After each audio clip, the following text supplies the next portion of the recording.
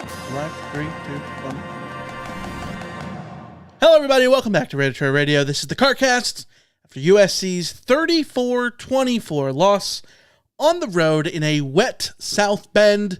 I'm your host, Michael Castillo, joined along with my co-host in the RoT Studio in Los Angeles, Alicia Artola. Hello, everybody.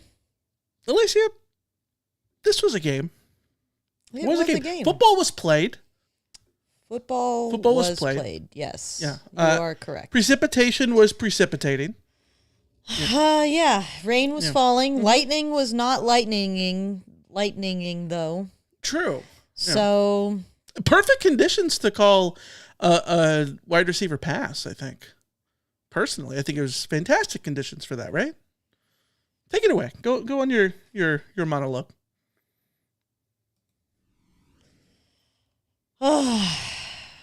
I put on Twitter that if the Maryland game broke me last year, then that wide receiver pass broke me this year. I'm broken. I don't know what to say. I think that there will be people, and I know, like, Michael, you might be this voice. I don't know if you still feel this way, but during the game you were certainly talking like there's reason for, optimism in the sense of, USC played well in a lot of areas and the defense got some big stops and Mayaba played well for the most part and, this, that, and the other thing. And I come away with a far more pessimistic feeling about this game because I think Notre Dame played absolutely dog shit, with the exception of Jeremiah Love. I thought CJ Carr begged to give this game away. I thought their DBs begged to let USC down the field.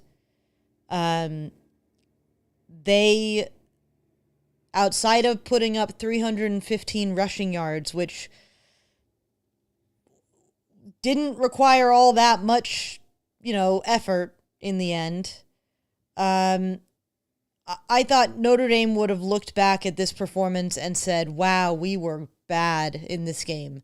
If USC wins this game, Notre Dame is talking about how they screwed up and how they gave it to USC. And instead, we're talking about USC screwing up harder, finding a way to be worse, to be more dog shit, to commit more turnovers, to call worse play calls.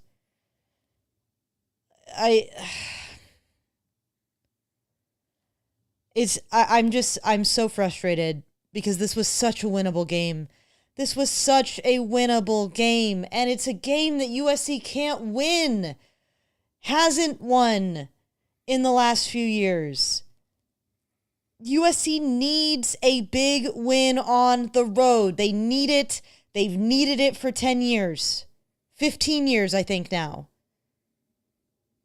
Maybe it's 10 years. 2016, last big road win. USC is dying for this win, and Notre Dame was handing it to them. Notre Dame, who got a turnover and then failed to turn it into points and gave the ball back to USC.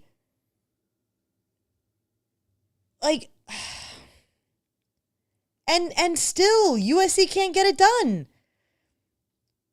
The opposing team, a ranked team, is begging them to upset them, and USC says, no, I don't think I will. And there's a variety of reasons why, because Jaden Mayaba misses a throw, because USC's offensive line can't clear rushing lanes for King Miller or Brian Jackson or any of the running backs, because Jacoby Lane decides to drop a couple passes, because Mekhi Lemon doesn't know what to do when he's asked to throw the ball, because shockingly, Mekhi Lemon is not a quarterback.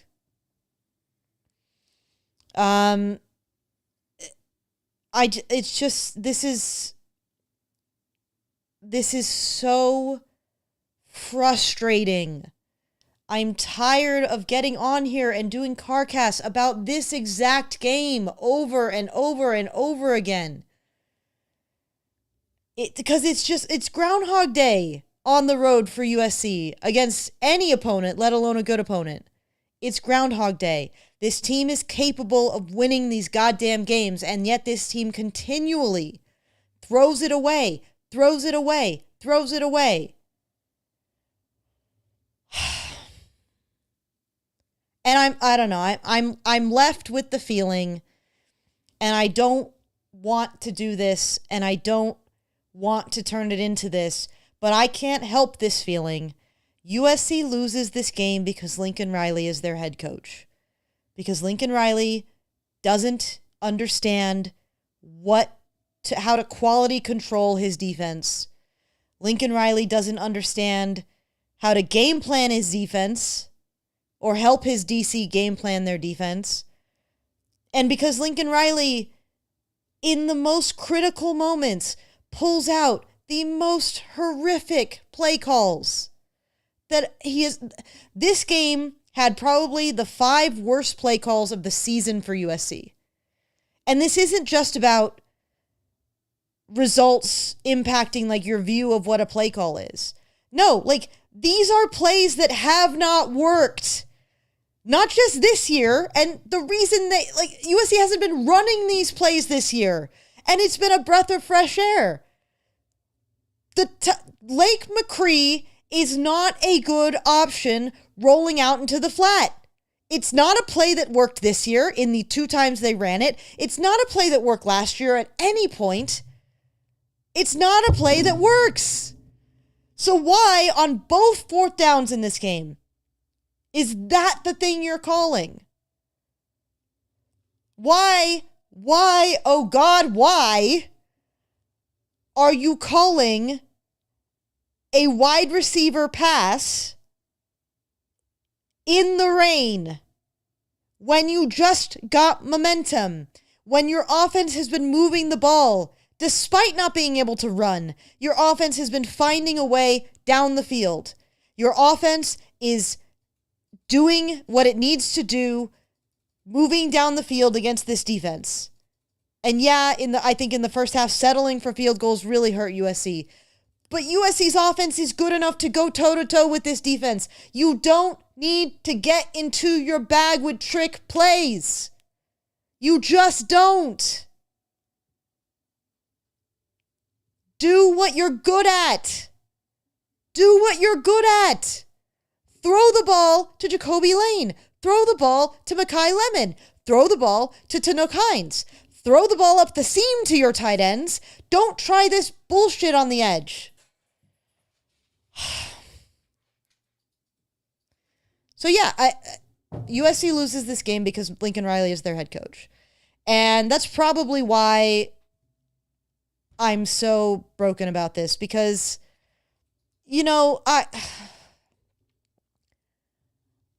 I'm trying, given the circumstances, given the reality, given that we know that Lincoln Riley isn't going anywhere for the foreseeable future, I am trying so hard to give a certain amount of grace and a certain amount of maybe he can figure it out. He's still a relatively young coach. Maybe he can figure it out. He just, messed up his previous defensive coordinator hires. He just needs to find the right one. He's rebuilding USC. He needs to restock the cupboard. All of these things, I'm trying. But it is year 4. It is year 4, and without Caleb Williams being a freaking magician, USC has consistently fielded a bad defense that can't stop the run, and consistently had terrible, game-altering, stupid play calls at key moments in these games on the road that USC could and should be winning. And instead, it's just the same thing over and over again. And I don't see progress, and I don't see things getting better. All I see is, what is the personnel involved? Because the difference between this year and last year is quite simply that Jaden Mayava is a better quarterback than Miller Moss.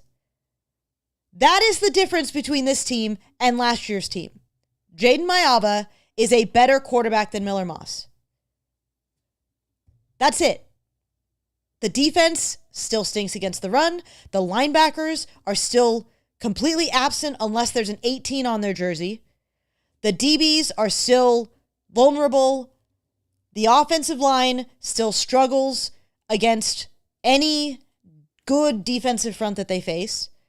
And this team as a whole is still mistake prone in the worst possible ways.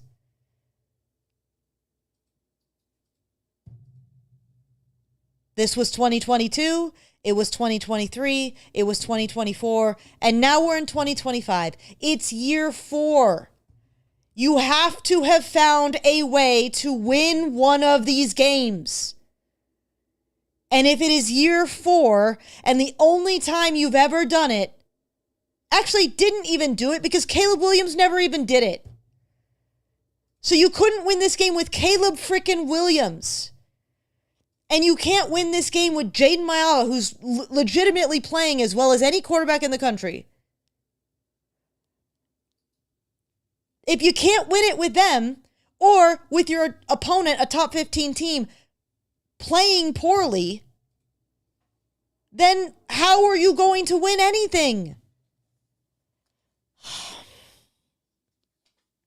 We shouldn't still be looking for moral victories around, well, USC, moral victory around, well, maybe USC can still be 9-3. Like, maybe USC can still be nine wins. No, it is year 4. LSU wants to run Brian Kelly out of town, and Brian Kelly has never won less than 9 games at LSU.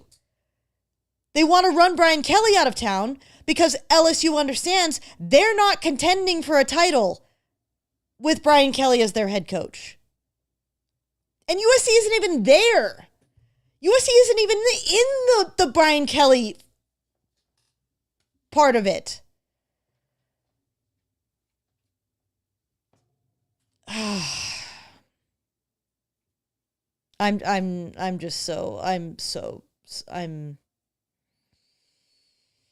I can no longer find moral victories. I can't find any relief in moral victories at this point. Notre Dame was favored by 7 or 8. USC loses by 10.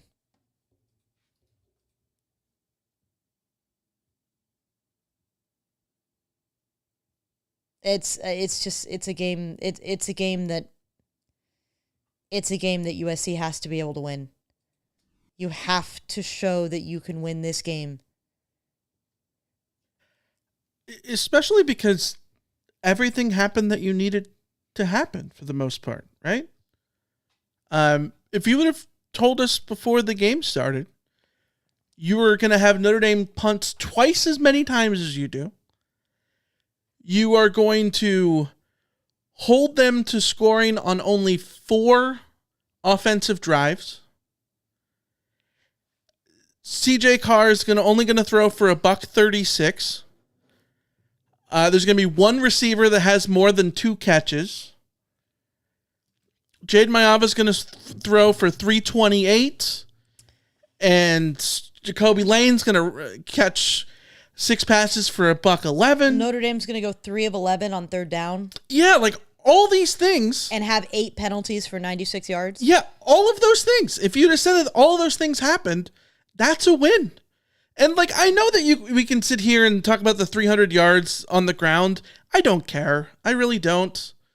You talked about the game plan on defense. I thought the game plan on defense worked. This was Danton Lynn clearly went all in stopping the pass. Because we talked all week about how our SC's corner is going to remotely live against this receiving core, right? They didn't do anything through the air. I'm going to push back and say they didn't do anything through the air because CJ Carr missed his guys so often. Danton Lynn did the Clancy Pendergast thing in the sense of, I'm going to stop one thing. I'm going to give up the other thing. And give up the other thing real bad. But, like, it got SC enough stops on defense to win the game. Did they shut Notre Dame down completely? Certainly not. They gave up 306 rushing yards. Jeremiah Love looked incredible. Running through the hole, looks like one of the best running backs you've ever seen in your life, right? He's really damn good. He's really damn good, yeah. But like, they still got the stops. They got the third down stops. 3 of 11 on third down. And they got a fourth down stop on top of that. Mind you, it was late when they just checked it in the end zone. To me, this comes down to, like, you got a good game out of Maiyava. Like, I think Maiyava played really damn well in this game. He played well enough to win. He throws the one interception, and it's a pass where he makes the right read. He throws the ball behind Jacoby Lane. I'm sorry, it's a rain game. It happens. You're going to throw a pick in a rain game. Like, I can live with it. He bounces back, and he throws the long pass to Makai Lemon a couple drives later, right? Like, things are going still right in the pass game. They had everything there. My issue in this game is it's not Lincoln Riley in the grand scheme of things. It's Lincoln Riley calling plays on the critical downs. There were 3 drive-ending plays that lose the game for SC in this game. 3 of them. Fourth and 3 at the Notre Dame 19 in the first half, and it was the little flat to. That's a third down play, and they ran something very similar on third down before. Both of those plays were passes behind the sticks. Yeah, run that on third down. That's not your fourth down play. Don't call that on fourth down. The bootleg. I'm okay with the bootleg on third down, not fourth and inches. Third and inches, I like that play call a lot. Mm-hmm. Fourth and inches, no. It is certainly, and even if it works, I'm sitting here and saying that is getting too cute. Lincoln Riley is an elite play designer. The offense works. There's a reason that you're number 1 in all these offensive statistics. Just run your offense. If you just run your offense, you're going to move the ball. You're going to move downfield. And they did that in this game. And then it's like this galaxy braining when you get to these critical plays. They grab all the momentum was just swinging back and forth in the second half, right? They turn it around. They get the big touchdown to Jacoby Lane. Immediately you get kicked in the face again with the Jadarian Price kickoff return, because of missed tackles, which that's fun. Yeah, and you come back and it's the interception. Well, damn, it feels like the game's getting out of hand, right? But no, Notre Dame misses the field goal attempt. You're right back in it. You're only down 3. You get the big long pass play to Makai Lemon for 39 yards. You're in Notre Dame territory. You've got the momentum on your shoulders again. You're down 3. You're driving for the lead. It is raining buckets. And you go with I guess it wasn't a double pass. It was a jet sweep pass. Jet sweep pass. I think that's the way to wide receiver pass.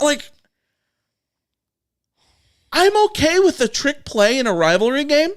I like a trick play in a rivalry game.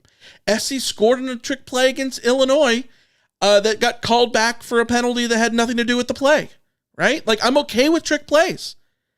Not in that situation. Not at all. You have all the momentum in the world at that point. You're driving.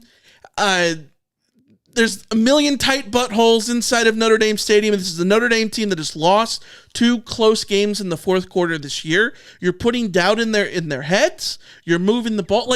You have everything going in your favor right now. Your defense somehow is still getting stops. And you have your best player try to do something that he doesn't do with gloves on in the rain. And yes, Makai shouldn't attempt to, he shouldn't fumble the way he does. He should just eat it. Just take the loss or throw it away way earlier. But you eat it for a 12-yard loss, it still sucks. Yes. This is why wide receivers don't throw the ball that often. Yeah. Because they're not trained what to do when a man is in their face. That's not their skill set. Right. So don't ask that of them in a monsoon. Yeah. Yeah. We got a super chat. Super chat comes from Tim in LA for a bottle of Screwball or whatever. Helps dull the rage. Big ups Screwball to- is not strong enough. Cheers. Yeah. I mean, on the like I sent this to our group chat. Like, on the plus side, what's that meme where it's like a TikTok where the guy's like, quick, tell me something that'll make me feel something, and then the response is like a rage bait or something like that. It's like that. I mean, the only positive about tonight is that there is a universe where USC loses this game in a fashion that leaves me very apathetic and just like meh. Yeah, well, but the way that USC lost this game like ignited I texted our group chat, like I went from apathetic to apoplectic. Like, yeah. Well, I think it makes it more frustrating that like SC didn't get played off the park tonight. You know what I mean? Like somebody in the chat said that like SC is just not that good. I beg to differ. That's why Like, I'm so pissed off. This is the problem. The problem is that the team is good enough to win these games, and they don't. That's trick the problem. yourself into thinking that USC lacks talent or that Yeah. they can't go toe-to-toe with teams like Notre Dame. Yeah, they got They can. They got blown away in rush defense, and they still should have won the game. Like, they were good enough to win this game despite their warts. You know what I mean? Like, SC's probably going to be unranked tomorrow, and, you know, I don't care. They're just rankings, whatever. But, like, this is a team that looks like a top 20 team. They should belong there, and they should prove that they belong there. But this, okay. By, you know, not having these things that just, like... And this is where I felt like the players were let down today with those play calls. And I don't like being the play call guy, right? Like, those were terrible play but calls. like every one of those play calls was bad in the moment. Like you can't even. It's not results bias. You know what I mean? Confirmation bias, whatever. I know you said you don't care about the rankings, and I agree that like the rankings aren't the end all be all. Mm-hmm. They might be ranked because 9 ranked teams are losing this week. Well, that's fair. Take that for what it's worth. I don't know. I'll have to figure that out as soon as we're done because I'm doing the rankings again this week.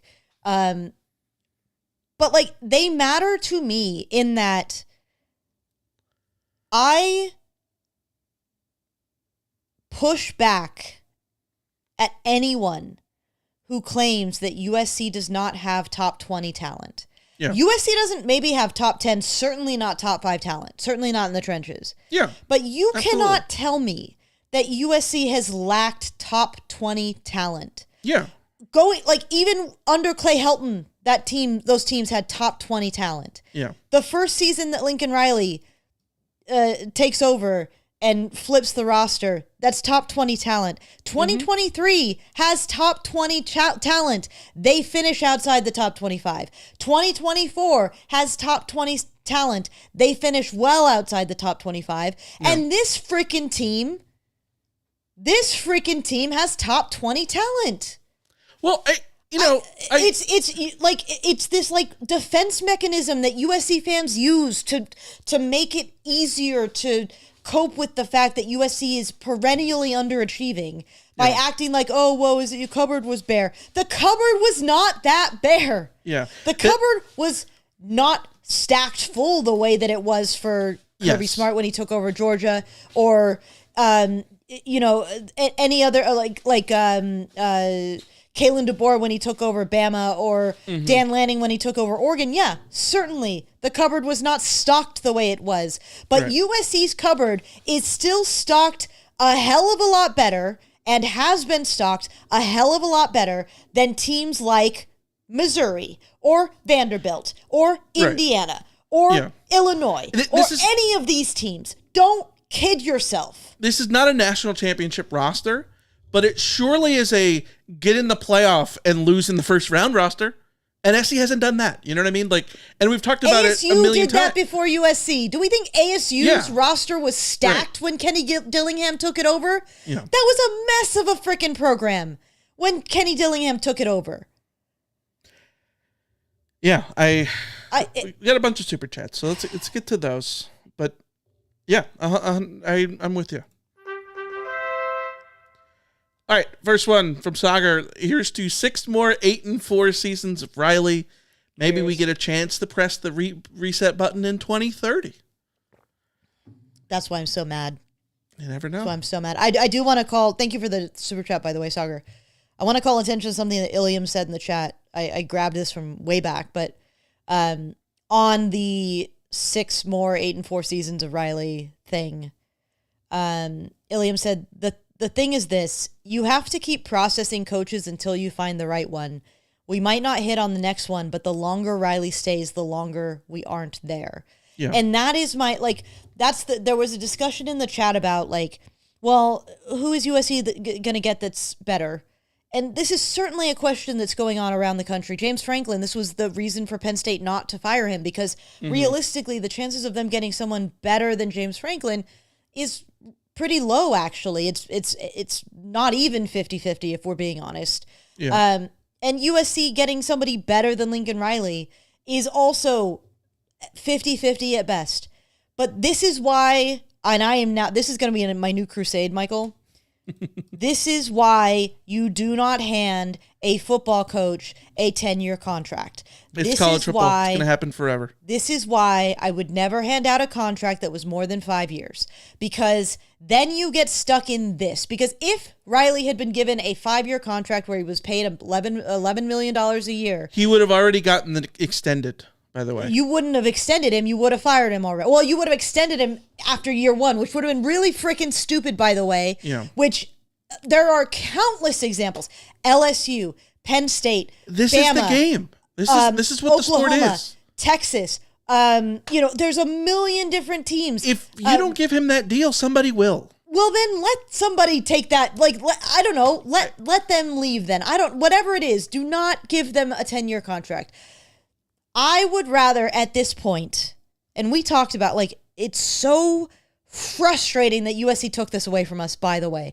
When USC hired Lincoln Riley, what we said was, wow, this is USC's statement of intent. This is the most ambitious hire that USC has made since going out and getting Howard Jones. USC has not been this ambitious making a hire, and the cost of the ambitious hire was 10 years, $100+ million. Yeah. And I would rather go hire Joe Schmo, G5 coach, or Joe Schmo, defensive coordinator from where, or offensive coordinator from wherever, and live through 3-year cycles of, well, this guy's not the guy, next. This guy's not the guy, next. Then have to continue to go through this. Let me ask you this question. First of all, let's get to the other super chat first, and then I got a question for you. The other super chat, big ups to USC Murray, who says, I'm late. Perhaps you covered it, but did Helton have one more win than Riley after 46 games? It's close. I don't remember exactly what the records are. People post it all the time, though. I don't know exactly what it is.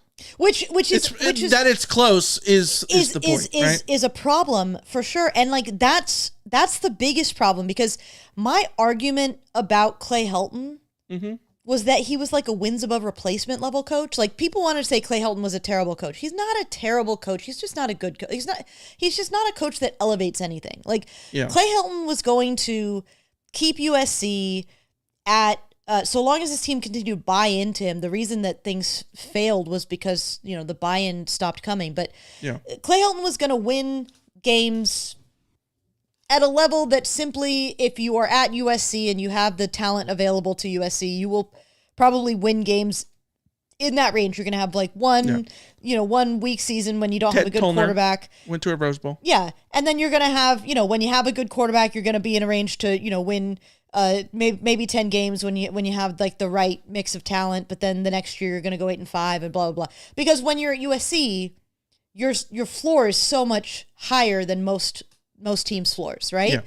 What Lincoln Riley is doing right now while making top 5 money is wins above replacement. Like he's just doing exactly what Clay Helton did because this is simply what USC is if they don't have a coach that Yeah. So what is the point of Lincoln Riley? Let me ask you this question. Because somebody in the chat said that who was this? I gotta scroll up and make sure I get this right. Jason in the chat says, and be the New York Giants ? About the hiring and firing coaches every 3 years until you get the right guy. Here's the question, and this is an absurd concept, so take that for what it's worth. Would you rather be the team that goes 40 years between national championships with 2 playoff bids in those 40 years, but you win 2 national championships when you finally find your right coach? Or would you rather be the team that goes to 20 playoffs, wins no national championships in those 40 years, but you're in the playoff every year, you've got top 5 recruiting classes every year, you're hosting game day, you're doing all the whatever it is, right? Like, would you rather be that team? And the reason I ask this is because, like, I'm with you. If you come up with the idea that, like, okay, Lincoln Riley is not the guy who's going to win the national championship, and and that's what the benchmark is in the which it should be. Should be, right? But like, if the idea is like he's not the winning national championship, and so all right, move on.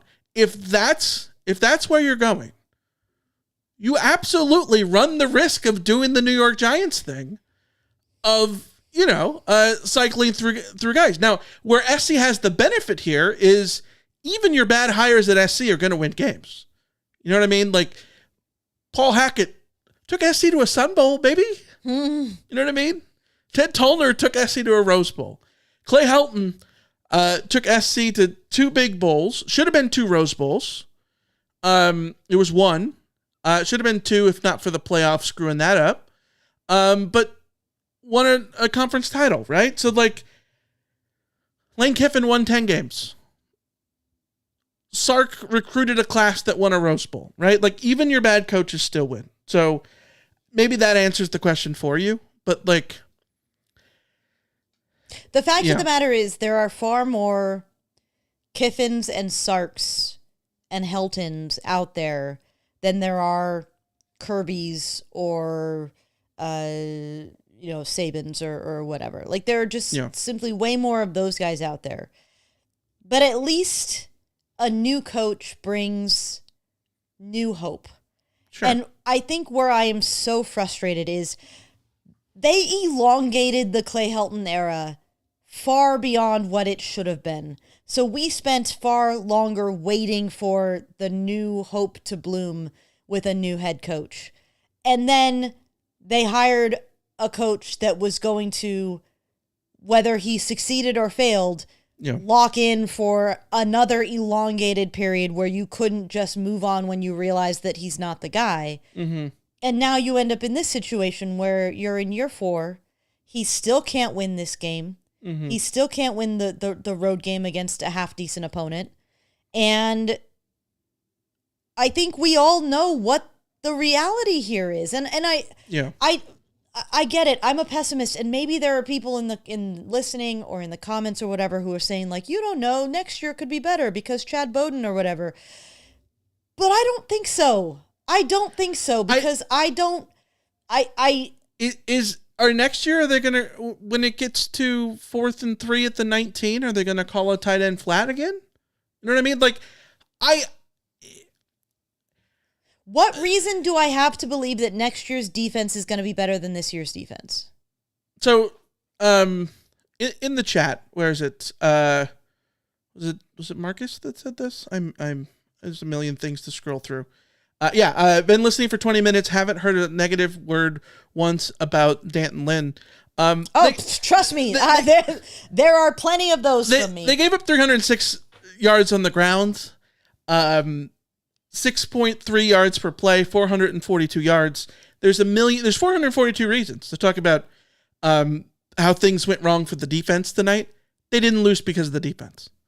And I think you're mad because that's the frustrating SC thing. lost. And because USC's defense is bad. USC's defense, and they should have still won the game. They still should have won the goddamn game. And maybe this is why I'm also so annoyed, because we spent years talking about, you know what, I could live with being Big 10 bad, Big 12 bad. Yeah. And then USC went and hired the coach that should have put them into Big 12 bad territory. And he produces 24 freaking points in a game where the offense operated at a level that should have put them in range to score 40. Mm-hmm. And they needed to score 40 in this game. We said this before the game. They needed to get as close to 40 as possible, because guess what? The defense was always giving up 30-something to Notre Dame. Yeah. They were always going to give up but somewhere between 30 and 35 to Notre Dame at best. Like, I was not planning for USC to hold Notre Dame under 30 points. Yeah. Now, was I planning for them to give up 300 yards on the ground? Maybe not. I'm just not surprised, but I wasn't necessarily. Hey, the corners played well tonight. Did they, or were they just not did. tested? Nicholson had a couple good moments. They weren't tested that greatly, but this was Nicholson's best night, I think. Yeah. I thought he played well.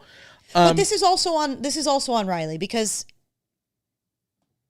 and let's be totally fair. Yeah. I was excited about the Danton Lynn hire. Mm-hmm. But I did, and we can go back and check the tape. I did say the concern is you are rolling the dice with a defensive coordinator who's only got 1 year of experience, had one really good year with somebody else's players and NFL talent, and you are rolling the dice and hoping that he's able to replicate that at USC.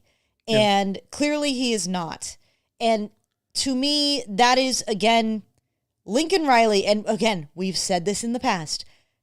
Is it that Lincoln Riley has just gotten a couple of defensive coordinator hires wrong? Or is it that Lincoln Riley doesn't know what a good defensive coordinator looks like? And it is starting to become very clear to me that it's the latter. That it is, A, he can't identify what good defensive coaching looks like. And or B, he cannot put his defensive coordinator in position to succeed. He cannot help them come up with a game plan or approve a game plan that is the right way. He cannot manage a defensive coordinator to a degree. He cannot hold a defensive coordinator to a standard that puts his teams in position to be in contention. Mm-hmm. Like, if this is happening now a third time, then it's not just personnel. Then it's not just the coaches themselves. Right. It is something fundamental with Lincoln Riley. I have a hard time with the he can't hire good defensive coaches thing, when we have sat here and commended them for every hire that they've made on the defensive side in the last 2 years. So, but why are all those hires weaker than the sum of their parts? Like, that's this is my valid question. This is why I have to question if it's something about the way that Riley runs the program, the way that Riley oversees the what is going on with his defenses, because his oversight of the offense, outside of his freaking annoying play calling every once in a while, like, his oversight of the offense is clearly pretty freaking good. Like, the offenses that he produces generally have extremely high ceilings, and it's only them shooting themselves in the foot that gets them into trouble, and that's a whole other thing. But, like, his defenses have consistently underperformed what you would expect from the hiring that was being made of like, for that side of the ball. So maybe it's that, USC is taking decent coaches and making them worse by putting them together in this melting pot where they aren't mixing well. Mm-hmm. Like, I don't, or whatever it is, something isn't right. Something is off. Yeah. It's like, we talk about like, what's the difference between Mayava and Miller Moss? Mayava has a certain amount of like it factor that's just different for me than Moss. Like, it's like the reverse it factor. I can't tell you exactly what it is. And people will throw out possibilities and I won't exclude them, but I can't say for certain that it's the way he practices. I can't say for certain that it's who he hires. I can't say that it's for certain how they game plan or who they recruit or any of these things because I just simply don't know. I'm not close enough to it to be able to diagnose it. But there is an anti-if factor going on with Lincoln Riley and the way that his defenses perform. Yeah. And I don't want to let Danton Lynn off the hook here because Danton Lynn is responsible for figuring this stuff out. Mm-hmm. And Danton Lynn, if he wants to be a head coach someday, needs to be able to do that on his own. But, it just feels like there's something deeper going on than just Danton Lynn doesn't know what he's doing, which is certainly possible. Yeah. We got a super chat from 300 GJW. For me, the kickoff return right after we took the lead was the killer. Yeah. Especially because SC got the lead with the 59-yard touchdown pass to Jacoby Lane. And that was the aha moment, right? Like that was the moment that it's like, SC can do this. SC will, like, things are going to go right for SC at some, like, Momentum was on USC side. Yeah, and then immediately popped right there. Yeah. But even after that, they still had chances. The missed field goal. Yeah. Yeah. And then USC just absolutely fumbled away their best chance at a signature road victory. And right. I just go back to, like, Lincoln Riley is an exceptional play designer, arguably the best in the business. This is an offense that clearly works. Why are you overthinking it on critical plays? It's working 98% of the other plays. Frankly, those critical, like, these are the plays that. Those critical plays are the ones that you should be able to really succeed in because this is an offense that is built on when they're at their best, they are going to where the numbers benefit them, right? They are running into a light box. They are throwing into space and getting receivers in open space. Why? I just don't know why you go away from those things. Why not just pass the ball? Like, force feed Mekhi Lemon on that play. Yeah. Just force feed him. I love tight ends. I love Lake McCree. Yeah. I love Walker Lyons. Mm-hmm. But if I need to put the ball in somebody's hands, and I don't have Wayman Jordan anymore, and I don't have Eli Sanders anymore. To be fair, he did put the ball in Mekhi Lemon's hands.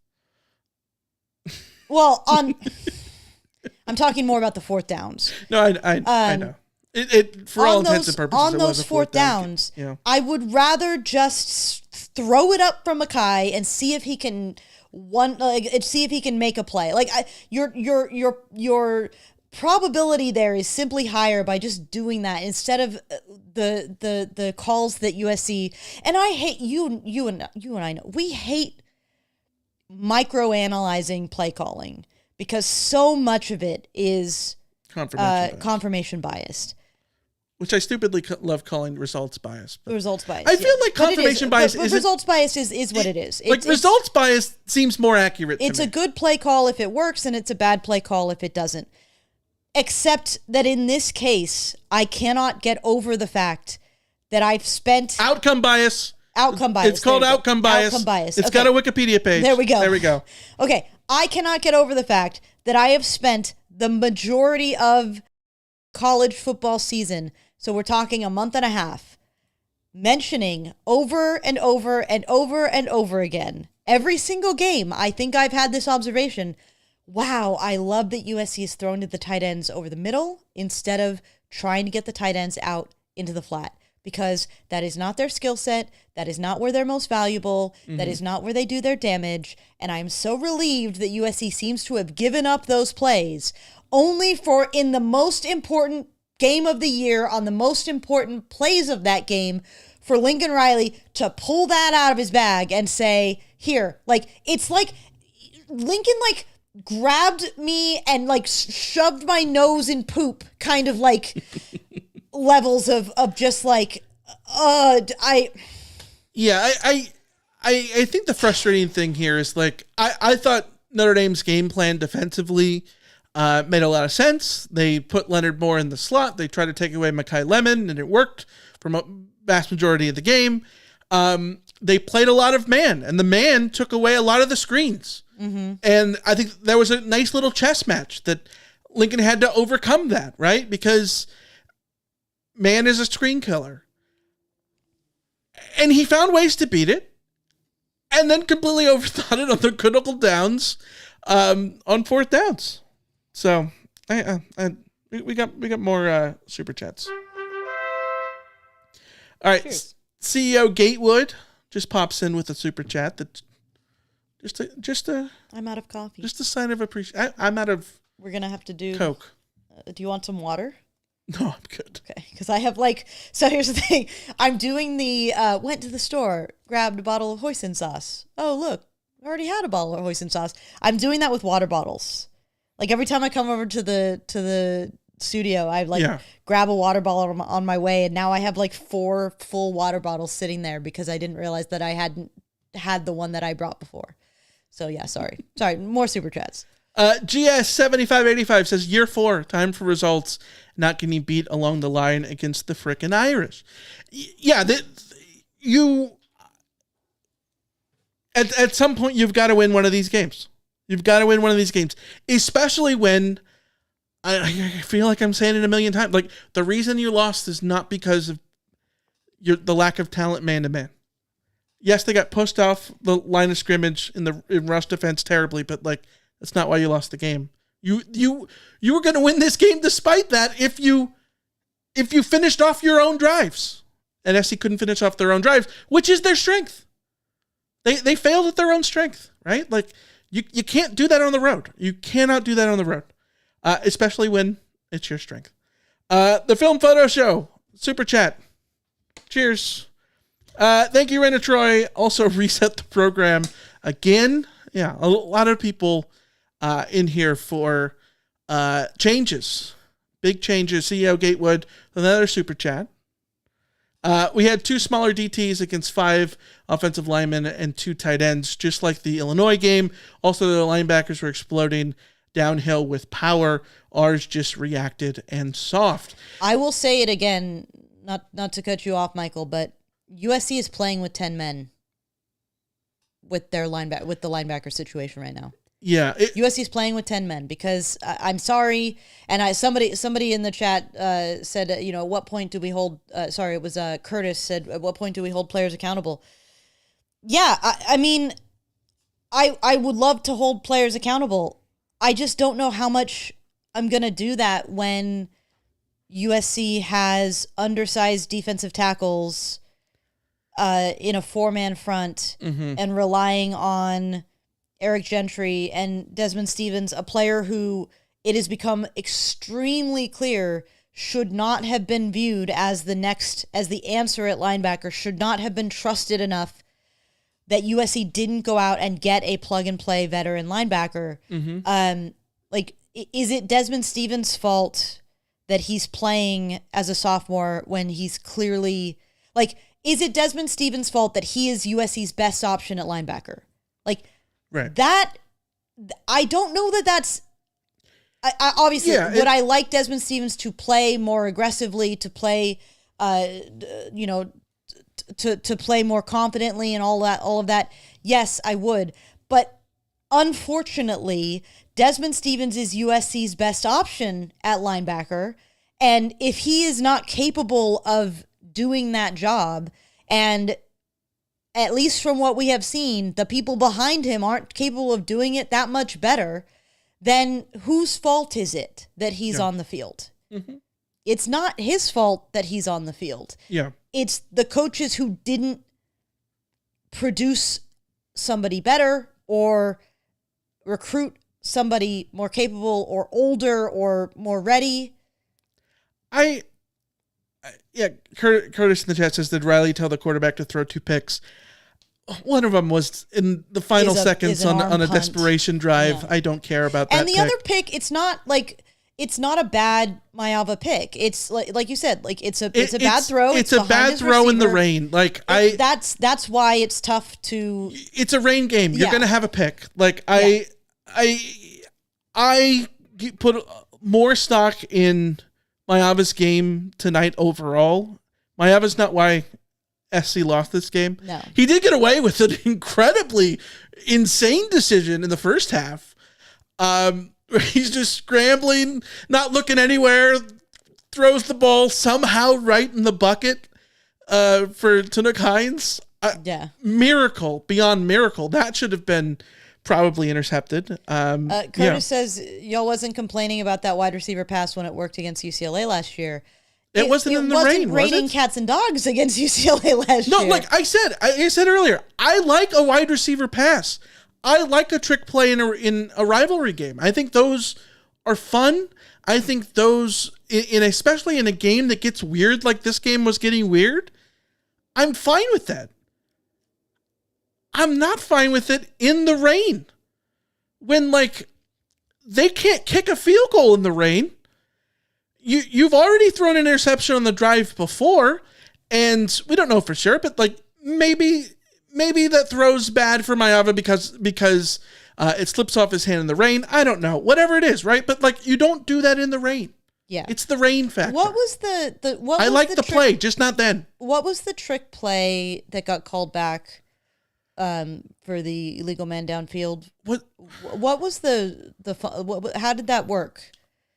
Was it like a flea flicker thing? Was it like a flea flicker or whatever? I want to say. I guess I wish I remembered that play more clearly. I guess my argument about the wide receiver pass thing would be, I would rather have Mekhi Lemon being the one catching that pass than throwing it personally. Right. I agree. I think that's sort of like splitting hairs at a certain point. The issue is mostly for me that it was raining and you put that in Lemon's hands and you gave Lemon that responsibility without, making sure that he knew what to do in case of the play blowing up, or if you did, it didn't stick.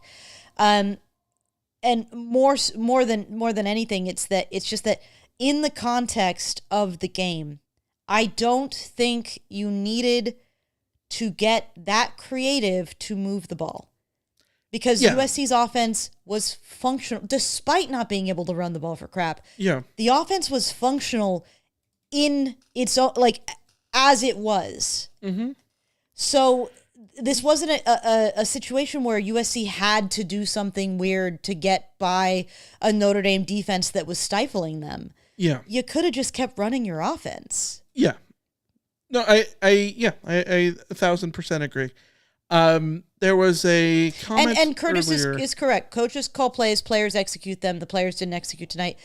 Jacoby Lane dropped a touchdown pass. No, I'm sorry. No, that was intercepted. We haven't even got into the refs tonight. The refs I hate talking about the refs, but tonight, an all-time horribly reffed game. This is a perfect example. And we're saying that on a night that SC had one penalty. Yes. This is a perfect example of the thing that I say that's like, the refs aren't out to get you. They're just terrible. Because, I don't care who was actually, USC benefited from the refs tonight more than Notre Dame did. There were a lot of PIs. But I will say, I think one of them was ticky-tack. At worst, ticky-tack. There was a late hit in the first half that did not get called. That I think should have. The face mask on Jacoby Lane. Yeah. The PI on that interception. There were other PIs that weren't called. Yeah. There was a really bad PI they didn't call in the second drive or whatever it was. There was a hold, a pretty blatant hold on the kick return, although that's, sort of expected. But Notre Dame will be complaining about the refs as well, and they will have every right to. Right. But the refs were just bad. They messed up. They called those incompletions interceptions. It's like they assumed that Notre Dame's players were telling them the truth. That they were well, they're saying they intercepted that, so we must have intercepted. So they must have intercepted. It's what? Use your eyes. What was they didn't call? I want to say it was Jeremiah Love punching dudes. They didn't. When USC got the illegal block in the back penalty, they didn't call that. Notre Dame should have lost that down. It should have been 3rd and 25 or whatever it was. Mm-hmm. It was just functional mistakes that these refs were making that were not about one team or another. It was that they were just simply terrible at their job. Yeah. Yeah, I thought the officiating tonight was very subpar. I wonder if they call those. I would be okay with the idea of we're gonna lean on the side of a turnover so we can overturn it. Except that puts the onus on the replay to 100% have the evidence. And given how many times a play will stand because you don't have the evidence, or you're pretty sure but you're not 1,000,000% sure, that's where I have issue with those. Can I petition for the refs to have the power to say I don't know and let it go to replay and not have it be uphold or overturned, on a play that is dead, a play where instead of the ref having to decide in that moment which way it went and then have that potentially impact which way the call goes. I would be much more comfortable if the ref at the goal line said, you know what, I didn't see if that ball was caught by the defender, and I didn't see if that ball was caught by Jacoby Lane. Therefore, let's send it to replay without a call. Let's let replay decide what the correct call should be, not overturn or whatever. I guess the argument there is if you don't have a call on the field and there's no conclusive evidence one way or the other, the other, you have nothing at that point. Yeah. There was a chat earlier that I missed about how the defense was the problem because if Notre Dame doesn't have their mistakes, they win by 3 scores. Notre Dame had 1,000,000 mistakes too. SC had 1,000,000 mistakes too in this game. I think on a play-by-play basis, when you add in all the mistakes, this game is pretty damn even. Notre Dame running the ball, being effective running the ball, I think makes up for the difference. Yes, absolutely. If every opponent is perfect, they're going to beat you by 3 scores. That's usually how that. Yeah. I put this on Twitter. I'm trying to go find it. The exact speaking of Twitter. You know what side note. What annoys the shit out of me is somebody responding to something that I tweeted in the first quarter at the end of the game as though I was complaining about the entirety of the game because I said in the first quarter that they didn't call an obvious PI. And then a Notre Dame fan is getting in my face about how Notre Dame had 8 penalties for 94 yards. Yeah. After they didn't call that opening PI. I'm sorry. Okay. What I put on Twitter was USC's defense is not good, but they are a C student who got a D tonight. USC's offense is elite. They are an A student who got a D tonight. Yeah. That is where that's where I'm coming from when it comes to the defense. Trust me, this defense is far, far, far from where it should be. It is at an unacceptable level of defense, but also we know what this defense is. We know where the weaknesses are, and we know that like, my best guess is they don't have a better option than Desmond Stevens. They don't have a better option than Marcellus Williams. They don't have a better option, well, I don't know, than whatever pairing of defensive tackles that they're throwing in there. They are just, they're rolling with what they got. And what they got is not good enough and should not be acceptable to come into a season as. But they are what they are. Yeah. And what they are is a defense that will feel not too terrible about the fact that at least they held Notre Dame to 3 of 11 on third down. Well, This defense is one of moral victories. 3 of 11 on third downs was probably enough to put USC in position to win the game, even with all of the other bullcrap.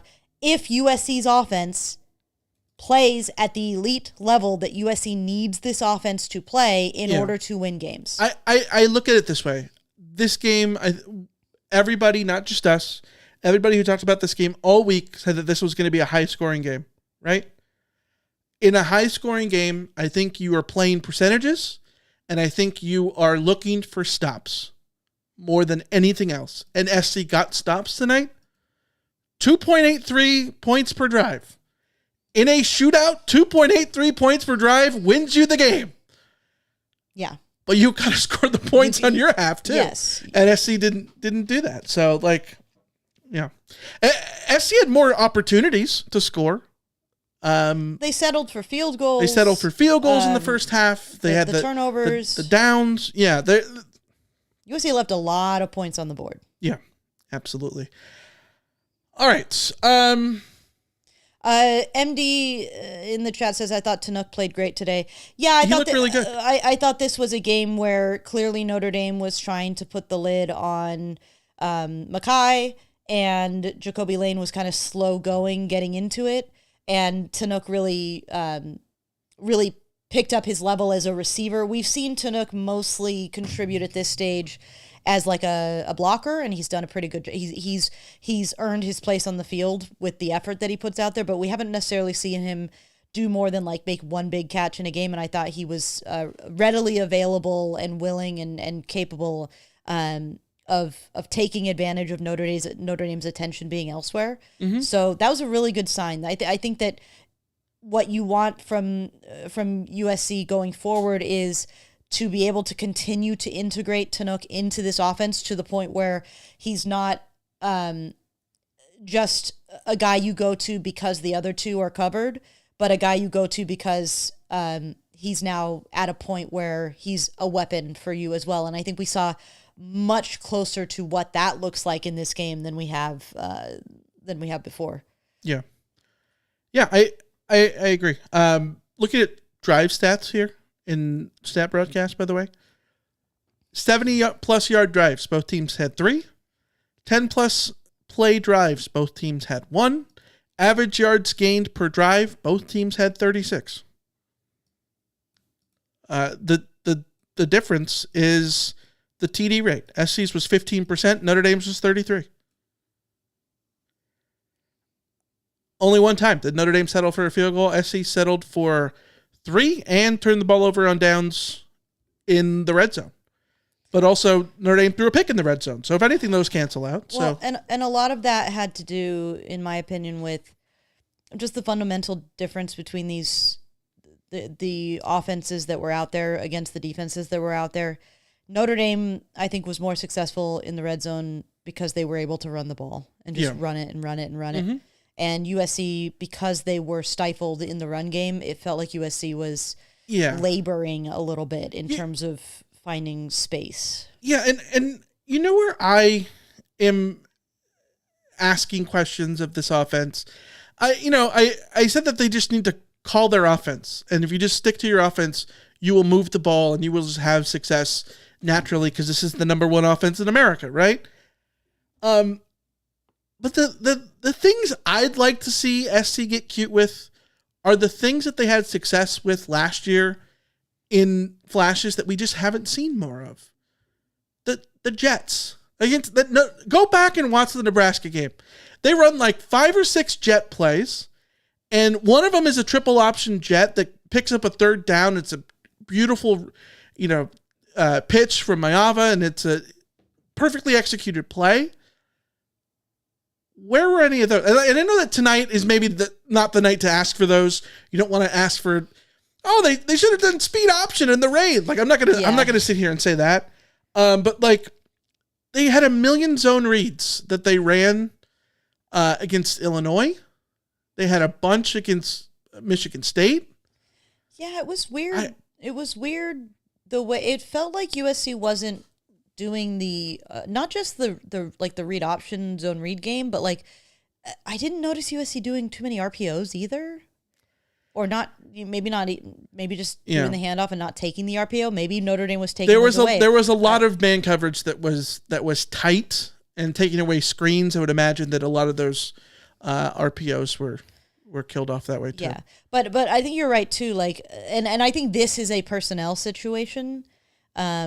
If you had Wayman Jordan or Eli Sanders, I think you're probably trying to run outside a little bit more often. I don't think USC even attempted to run outside in this game. And, King Miller has sort of north-south speed, and obviously Brian Jackson is a north-south runner. He's not going to, beat anybody to the edge. Mm-hmm. The one time USC tried to beat them to the edge was by putting Hassan Longstreet in the game. The problem being is, and this is something we mentioned the last time Hassan was out there, USC needed to include a couple Hassan Longstreet plays in like every game, because it's too telegraphed. And one there needs to be one where he runs and one where he passes. Or hands it off or something. Yeah, if you don't let him do anything but hold the ball himself, you are telegraphing to the other team. Yeah. That when he is in the game, he is going to run the ball. And I think Notre Dame read that beautifully. And it was also a really good, credit to Notre Dame's defense. Their individual players, that's a great angle. That's great closing speed to shut that down, because the blocking was there.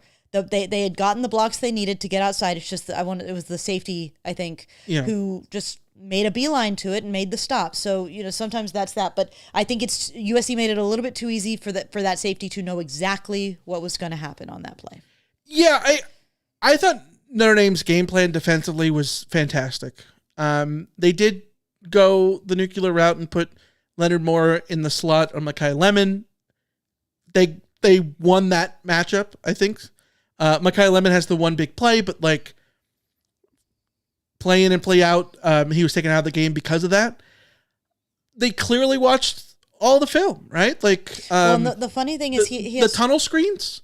We saw none of those tunnel screens because there was no opportunity to do them. Yeah, they blew up one by just blowing up King. Yeah. They just blocked his route out. And I love that time when they were in zone, and Blackledge called this out on the broadcast, right, where Leonard Moore is outside, which is sort of the indicator that they're in zone, right? And Mayava changes everything at the line and goes into bubble screen and picked up 5 yards. Blackledge was like, they just don't get much on that. 5-yard bubble screen? Fine. I don't care. You take the 5-yard bubble screen when your SC is moving the ball, but since you're not being able to run, it's also difficult to move the ball. You take the 5-yard bubble screen. It was taking what the defense gave you. I liked that kind of thing. I would have liked to just see more of that. And that's another thing. I would love to go back and watch this more closely, and even better, it would be nice to sort of have the all 22. Yeah. Did it feel to you at all and I don't think Mayava played poorly, but it did feel a little bit like Mayava was channeling Caleb Williams in that when things weren't immediately available, his instinct was to jack it up deep and see what would happen instead of take the shorter gain, take the smaller gain. On a night when they were calling PI very closely, I don't hate that. I don't hate that. Fair. I guess the point I'm trying to make here is Notre Dame had a fantastic game plan. Notre Dame played really well defensively to hold SC in check, hold Makai Lemon in check, take away the run, all those things, which is why I think my prevailing point here is this would have been a more palatable loss for SC if you lost trying to do what you're good at, right? You lost this game because Leonard Moore made a play on Makai Lemon on a 4th down, right? You know what I mean? Yeah. You lost this play because you did your you did your thing and you got beat doing your thing, and like you got beat. But SC loses these fourth down plays by going off script. And that's what's frustrating, because it's like I run the sneak and get stuffed on the snake. You know what I mean? Yeah. Get stuff on the sneak, and you can say that you were beat on the snake. I'm sympathetic to them not wanting to run that sneak because of the way that Notre Dame's defensive line had been. Okay, well then you don't have to run a sneak. You can run off tackle. You can do any of those things. Yes, exactly. Like if you don't want to run the sneak because you have good reason not to run the sneak, that's fine. Just don't run the stupid tight end play that literally has not worked in years. Yeah. That play has not gotten USC more than 2 yards at any given point in the entirety of the Lincoln Riley era. Works so beautifully in NCAA, I know. I'm sorry, CFB, whatever. Yeah, CFB 26. Yeah. All right, we're going to wrap up there. We'll be back Monday to talk more USC football an hour early. Can I just point out, too, this is also a prime example of why I don't really care that much about penalties and the whole like, oh, USC is the most penalized team, blah, blah, blah. USC has 1 penalty for 5 yards in this game. Notre Dame has 8 for 96. And who wins? Mm-hmm. Well, Notre Dame's game plan in this was don't get beat. Mm-hmm. And they were willing to take the PIs by being handsy. And again, in a game like this, you're playing the percentages. Mm-hmm. And this is why, like, I'm not okay with SC giving up 300 rushing yards. I'm not saying that. What I'm saying is, like, SC played the percentages their game plan wise and still got the stops. Notre Dame played the percentages and got the stops themselves.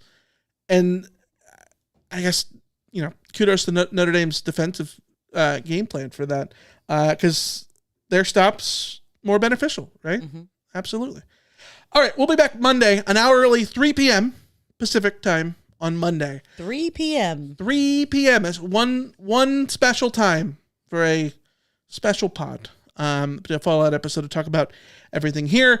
RoTometer, there is a link in the description. If you're watching on YouTube, down in the doobly-doo, go click that link. Tell us where you feel about the Trojans going forward. Where's your RoTometer right now? Where's yours, Alicia? I'm broken, Michael. I'm broken. It's a 1. A 1?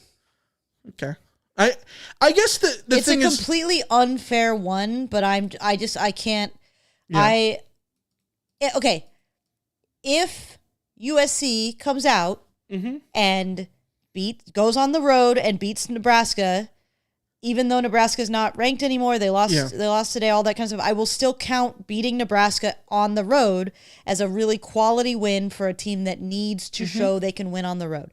Yeah. If they beat Nebraska, if they go to Oregon and go toe-to-toe with Oregon and don't even have to beat Oregon, but at least be in the game against Oregon. If USC manages to get to 9-3, where their 3 losses are to Illinois and Notre Dame and Oregon on the road, like, do I think this season was a massive failure? No, I wouldn't count this season as a massive failure. Yeah. My problem is USC has still not showed me they can win on the road against anybody but Purdue. Yeah. So I'm not going to pencil in Nebraska as a win, and I'm not going to pencil in Iowa as a win, or Northwestern, or UCLA, by the way. So, no, I'm at a 1 because I am traumatized, and I will not let USC trick me into being at anything but a 1 until USC proves that I should be higher. Yeah, no, I think that's fair. That's totally fair. I've seen people in the chat say 7 and 5. I think that's a little overkill. My RoTometer, if we're judging my chances on SC winning a national championship this year or next year or whatever, I think it's at like a 1 or a 1.5 or whatever. If we're talking about SC's ability to get wins for the remainder of the season, get to the playoff and all that kind of stuff, I think my RoTometer's at like a 5. I think they played well enough tonight to go 9-3. The problem is to your point, like, is that an impressive 9-3 considering you would have won one road game against a competitive team? Probably not. But also at the beginning of the season, we would have taken 9-3. So, You know what I mean? I don't know. Anyways, that's where the cookie crumbles. 8-4, 9-4 is what we have in the chat here. And then Tim in LA said, careful not to sprain your fingers running to the RoT meter and turning it down too quickly. So that's where we stand. All right, we'll be back Monday, 3 p.m. 3 p.m. Monday, special 1 week time frame. Special time for one episode. There we go. Until then, we will see you. See ya. See ya.